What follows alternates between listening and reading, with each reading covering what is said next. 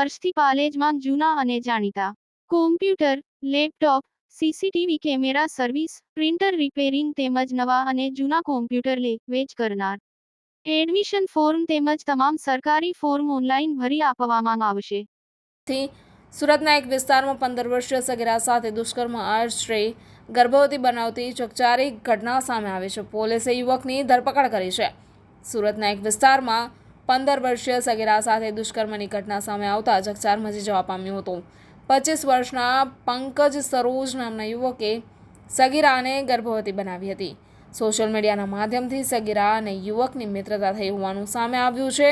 યુવકે સગીરા સાથે મળવાના બહાને વારંવાર દુષ્કર્મ આચરી ગર્ભવતી બનાવી હોવાનું જાણવા મળ્યું છે.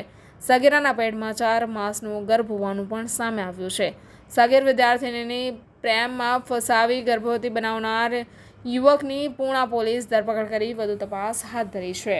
પૂણા પોલીસ સ્ટેશન વિસ્તારની અંદર એક ભોગ બનનાર છે, 15 વર્ષની છે, જેના આ કામના આરોપી છે પંકજ બચ્ચનલાલ સરોજ, જે મૂળ યુપીના રહેવાસી છે અને જે દ્વારા આ ભોગ બનનાર છે, ભોગ બનનારને સોશિયલ મીડિયા મારફતે સંપર્કમાં આવી અને ભોગ બનનારને એના મિત્રના તથા નહેર કિનારે ઉપર લઈ જઈ અને એની જોડે અવારનવાર દુષ્કર્મ આચરી ભોગ બનનાર જે સગીર વયની બાળકી છે, બાળકીને ગર્ભવતી બનાવી અને ગર્ભવતી બનાવેલ હોય, જેમાં 2 દિવસ પહેલાં દીકરીને પેટમાં દુખાવો થતાં એના મા બાપ દ્વારા દવાખાને લઈ જતા દવાખાને ડૉક્ટર દ્વારા ચેક કરતાં ખ્યાલ આવે કે આ જે ભોગ બનનાર બાળકી છે એ ગર્ભવતી છે, જે દ્વારા સમગ્ર જે આ ઘટનાક્રમ પોલીસ દ્વારા એને પોલીસના પ્રકાશમાં આવેલો હતો.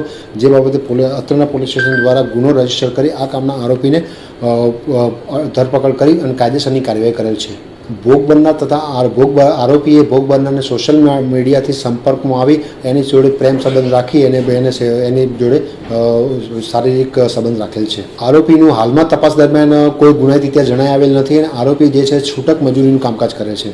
તો હાલમાં જે સોશિયલ મીડિયા મારફતે ઘણા લોકો આવી રીતે પોતાનો એક સારો એવો લુકઆઉટ કરી અને પછી નાની તથા ઉંમરલાયક અમુક જે દીકરીઓ પણ ભોગ બનતી હોય છે. આની અંદર ખરેખર કોઈ પણ જાણ્યા જોયા વગર કોઈ પણ અનનોન વ્યક્તિના સંપર્કમાં આવવું નહીં અને એને જોડે કોઈ મા બાપને કે બીજા કોઈ પણ એના વાલી વારસના એને પેલા વગર કોઈ ના આવવું, એવું પોલીસ તરફથી અમારું સૂચન છે. ગુજરાતના અગ્રીમ અખબારોમાં આપની કોઈ પણ પ્રકારની જાહેરાત આપવા માટે સંપર્ક કરો. જાહેરાત વ્યાજબી ભાવે પ્રસિદ્ધ કરી આપવામાં આવશે.